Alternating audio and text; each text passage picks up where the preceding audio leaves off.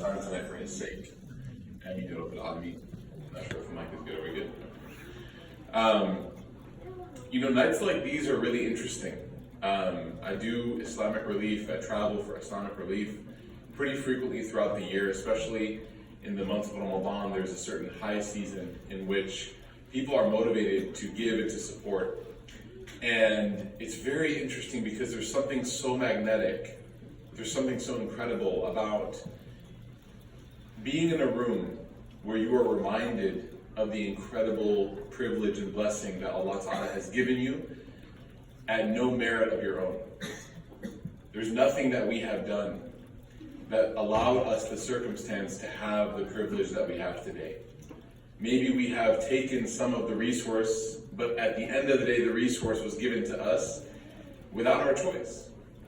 And so you're sitting here, and I don't know if any of you have children. I have a young son. My wife, alhamdulillah, is due for our second in about a week or so. May God for her, inshallah. But when you see pictures and you hear stories, especially when you have children,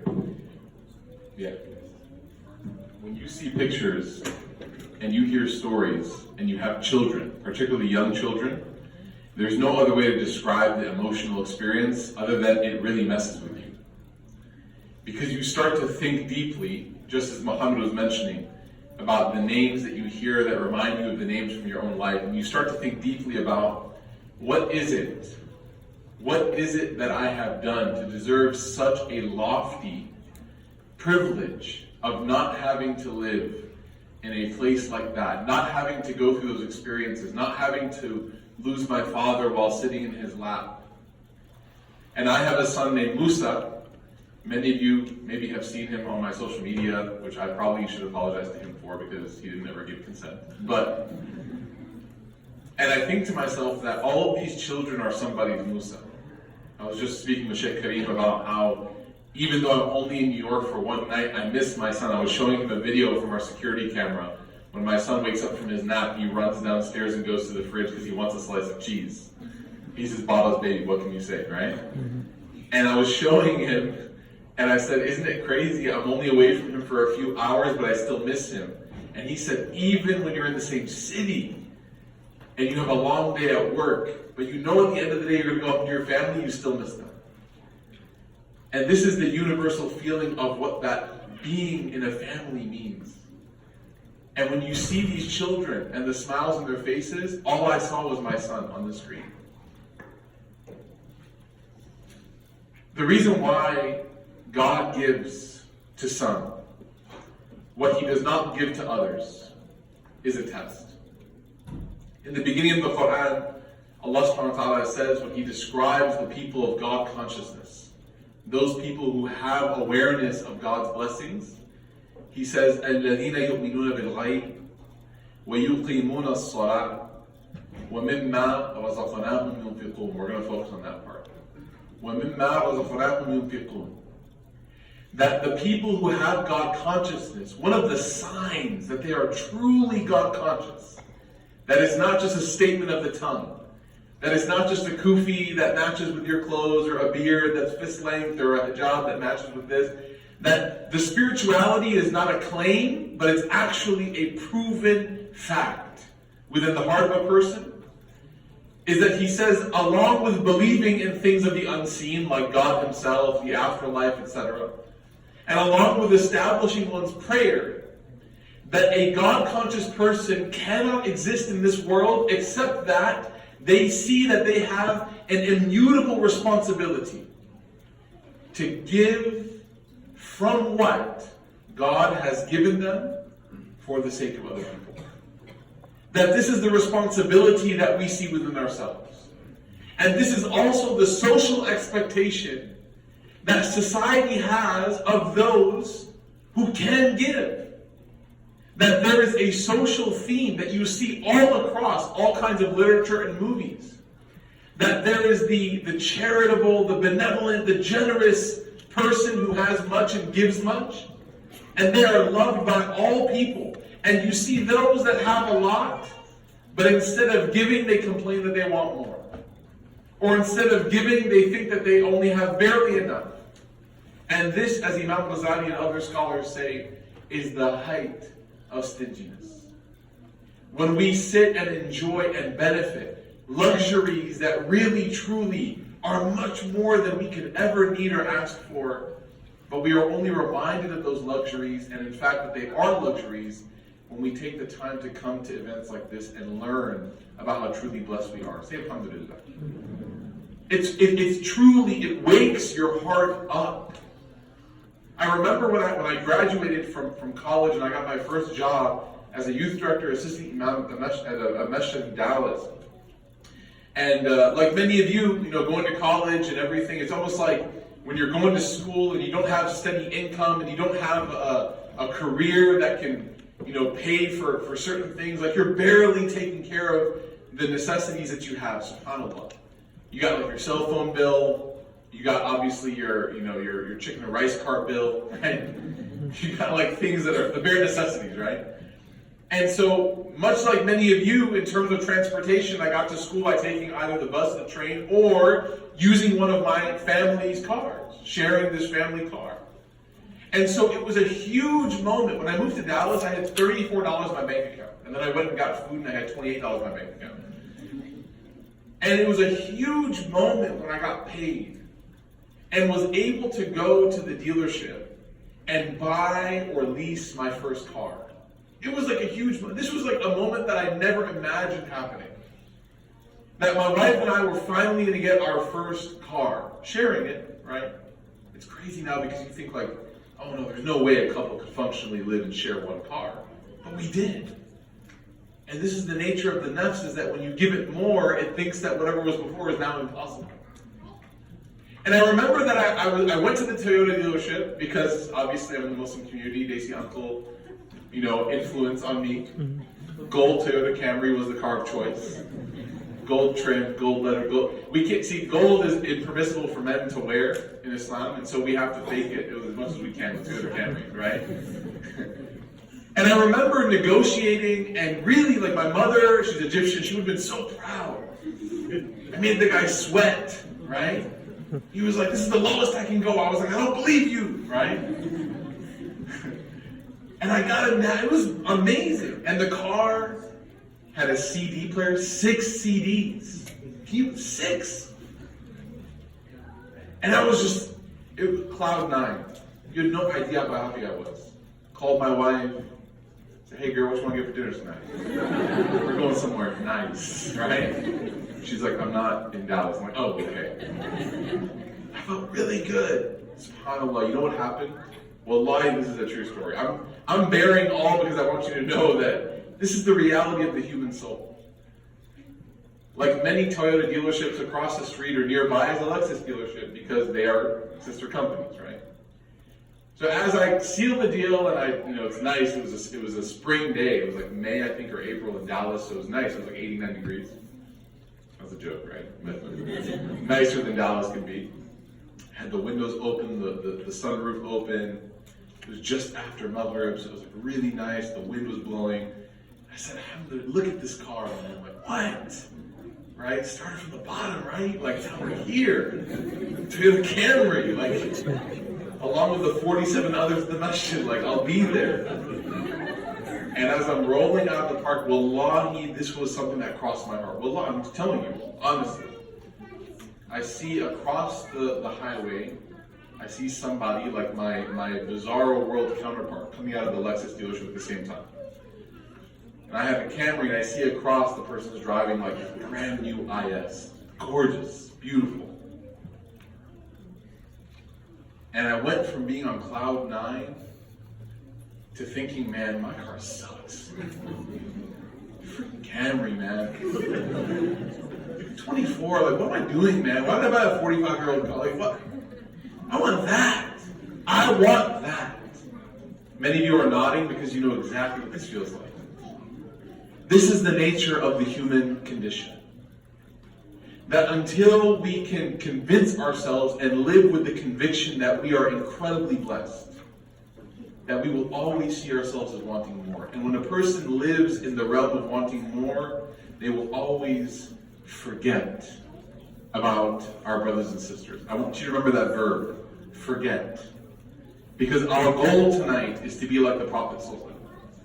The Prophet ﷺ, when he was speaking to his companions toward the end of his life, he says, تَرَكْتُ فِيكُمْ أَمْرَيْنِ, that I'm leaving with you two things. He says that if anyone holds on to these two things, they will never, ever, ever have to worry about being misguided. Kitabillah wa sunnat nabi.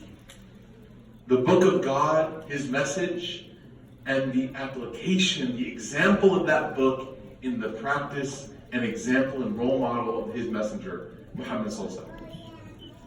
So when we see issues like we see, world poverty, hunger, war and oppression that is leading to the status of individuals going from being residents to refugees, and we try to operate and find a solution that doesn't involve us reflecting deeply on the question, how would the Prophet ﷺ have done this? Where does it begin? There are definitely elements that may have to come from the human mind, the intellect. Of course, God gave us that for a reason. But the foundation of every action and solution has to come from what? What did God and His messenger teach us about this? Then we understand very quickly where we have to go. And this is something that, as soon as we can understand this, wallahi, we will see this come to life. The Prophet Muhammad sallallahu alaihi wasallam, many of us know the story of when the first revelation came to him. When God first sent revelation to the Prophet ﷺ at the age of 40 years old. And many of us, although we are aware of the story, right, from like maybe a rendition that we heard in our early education, maybe Sunday school, right? One thing that is left out of this conversation when we learn the story is the response of his wife Khadija, radiallahu anha, our mother. And the reason why this response is so powerful is because we learn from her about him, ﷺ, what we otherwise would have never learned about him. Because why? A person's shyness, their modesty, their humility, it sometimes prevents them from telling everybody how truly amazing they are. Right? Like, it's like when you meet a couple and you ask, one of them, you ask the wife or the husband, like, hey, how were you able to make this? This is delicious. And he or she says, it's no big deal. And then the spouse, the corresponding spouse will say, what? What do you mean? Oh my gosh, she's been preparing this meal. He's been preparing this for so long. You have no idea. And they'll just go on and on and on and on. This is what Khadija did to the Prophet. Or when I come home and I tell my wife, man, today was I suck. She's like, no, don't say that. Look at everything that you're trying to do. Look at all the donuts that you ate, right? You're amazing, right? No, she'll just be like, you're a great father. Musa loves you. Your parents, my parents, everybody, blah, blah, blah. They talk you up, right? So when the Prophet ﷺ went through the first revelation, it was a very jarring experience for him. It wasn't like he knew Jibreel was going to come. It wasn't like he was like, okay, let me just go wait for Jibreel real quick. Jibreel comes down on the unicorn. Here's a Quran, high five, like, see you. That's not at all how it went. And many times we sort of whitewash the story, but we have to realize something. It was a very heavy experience. إِنَّا سَنُلْقِي عَلَيْكَ قَوْلًا ثَقِيلًا. Allah says that this is a very heavy speech. So it was a very heavy experience for the Prophet ﷺ. So Jibreel comes to the Prophet ﷺ, tells him to read 3 times, and each time he squeezes him, grabs him, squeezes him, and the Prophet ﷺ is responding each time saying, what? I can't read. I'm not somebody who can read. I don't know what to recite. I have no idea what you're talking about. And gives him this first revelation. The Prophet ﷺ quickly descends the mountain where the cave of Hira is, which takes, by the way, like 45 minutes if you've done it before. By yourself, maybe 45 minutes. With a group, like an hour. He quickly descends. He runs straight to his wife and his home. And he tells her, cover me up. Wrap me up. Zammiluni, wrap me up, cover me up. Why? Because I can't fathom what just happened. So she says, what happened? And he tells her the whole story. I was up in the mountain. I was kind of thinking and pondering about society. See? Never a lazy moment for the Prophet ﷺ. He was described as always having this concern, always thinking, walking by people who were homeless and not just saying like, well, inshallah, God will take care of them. His response to walking by somebody who was homeless, the Prophet ﷺ, would have been something like, what can I do to help? Where do I fall in this equation? How can I help solve this issue? What's the source of this problem that I can help relieve or alleviate from the situation? So he tells her, I was up and I was doing, I was at the Hannuf. It's like I was pondering and reflecting about society, this Arabian society that was killing baby girls, that was stealing from merchants, that was mistreating their women, that was abusing substance like alcohol. And it was just a really chaotic, corrupt society. So I was thinking to myself, his process, his reflection, his self-purification. And then this creature came to me and squeezed me and told me to read. And he told her the whole story. And she says what? At the end of this statement, he says what? Khashitu ala nafsi. I'm scared for myself. What does this mean for me? Sometimes something tests you in your life, and the first question you ask is what? Why me? So the Prophet ﷺ is saying, لَقَدْ خَشِيتُ عَلَى نَفْسِي, like I'm scared. And she says, كَلَّا. No, you have no reason to be scared. لَا يُخْزِيهُ اللَّهَ أَبَدًا. Allah would never, ever, ever do this to you out of anger or punishment or embarrassment. No. Not you. See, this is what's wrong with me. And she says nothing. And she gives him a few characteristics, and we're going to focus on one of them tonight. Because this one characteristic, I believe, is a large part of the solution, and it's a large reason why Islamic Relief, mashallah, may Allah reward them, say Ameen, is so successful. And it's a large pitfall for us. She says to him, the first reason why there's no way that God could ever be upset with you, and there's no punishment for you, is that you're somebody who is always truthful in your speech. You never lie. Anyone here ever never told a lie? If you raise your hand, then you're lying, so that's your first lie, right? Or your second one. That you're always truthful. I mean, this is one of the morals and virtues that is virtually absent from modern society. That you could honestly look at somebody and tell them, I have never lied, nor have I ever even given an indication that I've accepted something that was not completely true. I mean, we're on a college campus, y'all. The labs you've copied, right? Right? Everyone's like, oh no. I know, right?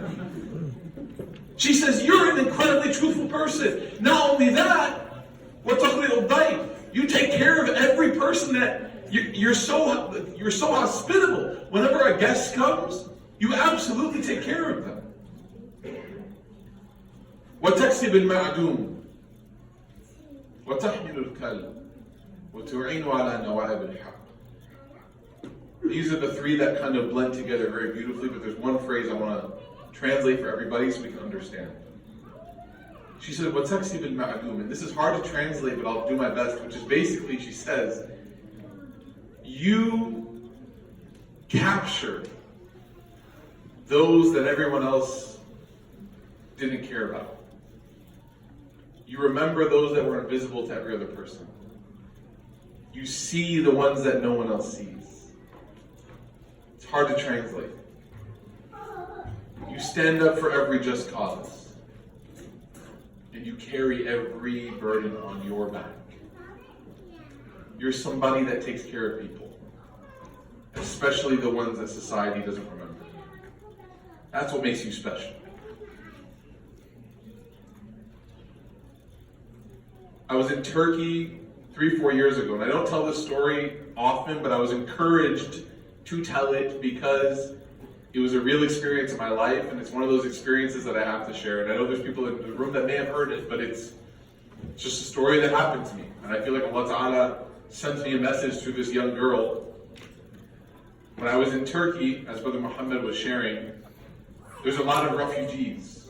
You'll be in some parts of Istanbul which will have more Syrian refugees than they will have like native Turks.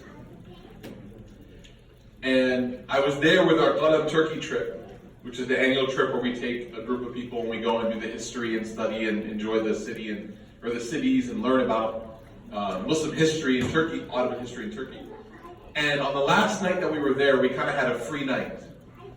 So we decided to go to, the famous Taksim. Go there, get some food, get some sweets, kind of enjoy the final night, have some reflections, and then go back to our hotel, spend the night, sleep, wake up, go to the airport in the morning. And so we went to this area, and there was a lot of us, so instead of getting cabs, we took the train. And the train system there is underground, so as we were escalating up, back above ground, that's where a lot of people, a lot of refugees gather at the top of the escalators, and they request that you can give and support and help. And a lot of them are children. And there were these two girls, sisters, that they caught our eyes. They saw a large group. Obviously, we're all like cameras and like, holding wads of cash. Like, how much money do I need, right? Like typical tourists. So they came to us and they started asking us for help and assistance. And one thing that we tell everybody on these Qalam trips is we say, bring money. Just, you're obviously going to bring your money to go shopping and eat and all that kind of stuff. That's good. But bring money, especially that is the intention that you give. Like, that's your intention. You have like a side, like in poker, they have a side pot. Halal poker, right? Halal poker. Right? We play for barakah, inshallah, right? No money being bet, right?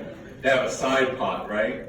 So you got your main money that you're going to spend on your gifts for family, your clothes, and then you're going to have a little side envelope.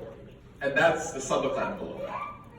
And the reason why I told everybody to do this is because the ayah of the Quran where Allah Ta'ala describes never being somebody who turns away the orphan, turns away the one who asks. You don't want someone to ask you and you just turn them away. That's not أَرَأَيْتَ الَّذِي يُكَذِّبُ بِالدِّينِ فَذَلِكَ الَّذِي يَدُعُّ الْيَتِيمَ. You don't want to be the person that shares a characteristic with those people who deny the day of judgment. So just have, even if it's a lira, 5 lira, whatever, just have something to give. Just something, so you can say that I gave. So we gave, but mashallah, these girls were very persistent. And they stuck with us. And as a group, we kind of we looked at each other and we said, yeah, let's bring them along with us for the night, right? Let's take them out to eat. And they kind of became like our group. So we took them with us to get some food. We took them, there were some people selling these toys. They shoot the lights in the air and all this kind of stuff. So we asked them, which ones do you want? They said, all of them. We said, all right, let's do it. We took them to Hafiz Mustafa, got some ice cream, got some sweets. It was a really beautiful night, subhanAllah. And for a moment, it seemed as if there was no difference between us and them. Like, we're all together. They were like our little sisters, probably maybe like 8 and 9 years old or 7 and 9 years old, very young. They were talking to some of the girls in our group and they were kind of joking. They spoke Arabic. And then the night came to an end and we got back to the metro station because they closed service, I think, at midnight, like 11:45, and we were hopping back on the train. And we all had our tickets and we were going through the gate, and at the end we turned around and we saw 2 little girls waiting on the other side. And they had tears in their eyes, I think, because they realized what was happening before we realized it. That we were going to go back to our lives, and that was their life. And for like an hour, they got to escape all the trauma they had been through. They got to forget for 60 minutes what life was like for them. And they got to, they got to live it with us. And for us, it was normal. We're going to go eat, we're going to go, but for them, that was luxury. That was Jannah. And I'll never forget Sarah, the older sister. She looks at me in the face. And we told them, we went back to them, we said, we love you, we'll remember you, and, we'll make dua for you. All the things that people say to try to console themselves and they don't know what else to say. And she looked at me in the face and she said, "Do not forget me." 9 years old. Most powerful khutbah I've heard in my life. 9-year-old Syrian girl. Don't forget me. Why? Because she knows that one of the impacts of being in a macro-wealthy society, where your greatest problem is your Wi-Fi going out, is that you forget the reality of these people. That's why the description of the Prophet ﷺ is so profound. He was from noble lineage. He was someone that was respected because of his family. This wasn't at the time where he was a messenger and he was turned on. This was before. As-Sadiq al-Amin. Respected, loved, noble in Quraysh. But he still didn't forget people. You see, the quality of a believer, and this is why Islamic Relief is so much all these organizations are so powerful, is because they do the job of not forgetting, while sometimes, we have to admit, we forget. They are on the ground delivering heaters, while sometimes we are sitting in front of our home. And this isn't to make us feel guilty. I'm not asking you going to go home and turn off your heater and say, they can't have it, I won't either. Because that's not the Islamic paradigm. That's not what the Prophet ﷺ asked of Uthman bin Affan. That's not what he asked of Abdelrahman bin Auf. That's not what he asked. Sure, there were some companions who did it. But that's never what he asked. He asked what Allah asked. وَمِمَّا رَزَقْنَاهُمْ يُنْفِقُونَ. And from what God has so generously given you, تَبْعِيض مِمَّا. You give from that. That you have to take care of yourself, God has given you more than enough. And you find ways to contribute to those who don't have enough. That is your responsibility. So Allah Ta'ala, as has been mentioned numerous times tonight, Allah Ta'ala has invited you and I here tonight for a specific reason. And everyone here is on your own grading scale. Everyone here has your own expectation. Some of us can give much more than others, but everybody can give much more than they think. It is our responsibility to not forget. Remember what Sarah told me. Remember what Khadija told about the Prophet Taraktu fikum amrayn. I left with you two things. If you hang on to them, he said, you'll never be misguided. The book of God and the example of his Prophet. Allah told us to give. The Prophet told us not to forget. Let's do what we can tonight, inshallah. Barakallahu we ask Allah to accept from us. We ask Allah subhanahu wa ta'ala to allow us to be people who don't forget. We ask Allah subhanahu wa ta'ala to allow us to be people who remember everybody in our prayers, in our charity, in our thoughts, and that we do something as a result of this remembrance. We ask Allah subhanahu wa ta'ala to forgive us for our shortcomings and to forgive us for the times that we've thought about ourselves more than we should have. Ameen ya Rabbil Alameen. Barakallahu feekum. Thank you everybody for having me. Assalamu alaikum wa rahmatullahi wa barakatuh.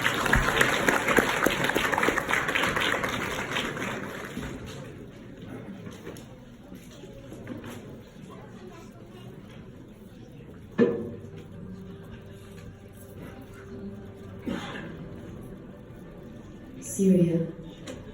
I used to have a home. It was the only place I had ever known. Then one day, we had to gather whatever we were strong enough to carry and run. We ran from violence and ran from certain death. We ran to give our children the most precious thing on earth, an opportunity to survive. We have stopped running for now, and the nights are cold. I can barely feel my feet. And the days are filled with screams of babies suffering from hunger. More than half of Syria's people have been displaced, and over 6.1 million refugees have left the country to escape conflict, not knowing what will happen next for them or their families. Myanmar. I used to have a home, and for some time life was fine, but I have spent my last few years in complete horror. I escaped and carried the tragedy of losing the life I knew every day. Now home's a tent that constantly floods when it rains. Home has become a place that I don't know will be here tomorrow. I want to get an education. I want to make my family proud of what I become. I want a chance to grow. 800,000 Myanmar refugees live in 32 scattered camps across 3,000 acres of forest. Many are still in the very clothing they fled and were assaulted in months ago. Floods have further pushed their displacement, with 12,000 acres of farmland going under. Yemen. I used to have a home. When I think of it now, I remember what our warm beds felt like. I remember how getting a small cold wasn't anything to be frightened of. Our home is gone, and if any of us fall sick, we brace for the worst. Food is scarcer than ever. Some days we eat what little grass grows, but every day I look into the youth's faces, I see hope. Their eyes are full, even though their bellies are empty. Yemen has seen the worst humanitarian crisis in a decade. Almost 20 million are in the grips of famine. Only 1/3 of the people have access to proper medical care. We used to have a home, but you can still help us today. Islamic Relief staff are on the ground and in the camps delivering aid to refugees in need.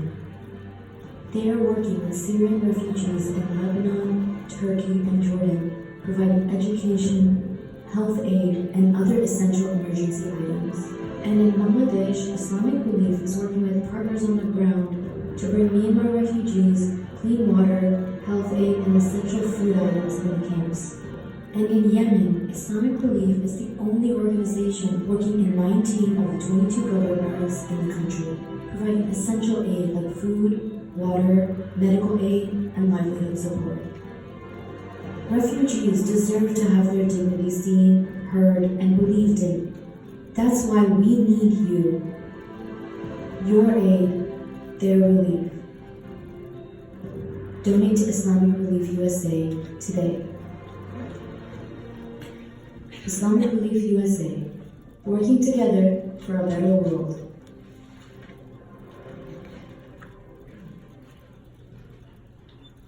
Bismillah, alhamdulillah, wa salatu wa salam ala Rasulullah. Brothers and sisters, we heard so many great stories. We've seen the videos, we've seen the lives. We're being touched by their stories. And so many of them are in need. But it is not how many there are in need, but it is how many lives will we touch, how many people will we impact. I'm not going to stand here and give you a lecture, but I'm just going to ask right away. Who wants to start with the first amount? And I know some brothers told me 1,000, some brothers told me 5,000. I'm going to aim high because I believe in Allah subhanahu wa ta'ala. Is there a generous brother, an organization, a masjid that wants to do 10,000? One. Jazakallah khair. Allah yabarak feekum. Muslim Center of New York, group of brothers will be donating inshallah 10,000. MashaAllah, Jazakallah khair, Tabarakallah. May Allah reward the Muslim Center of New York. And this is the bounty of saying it out in public, because Allah subhanahu wa ta'ala says do it in public and in private.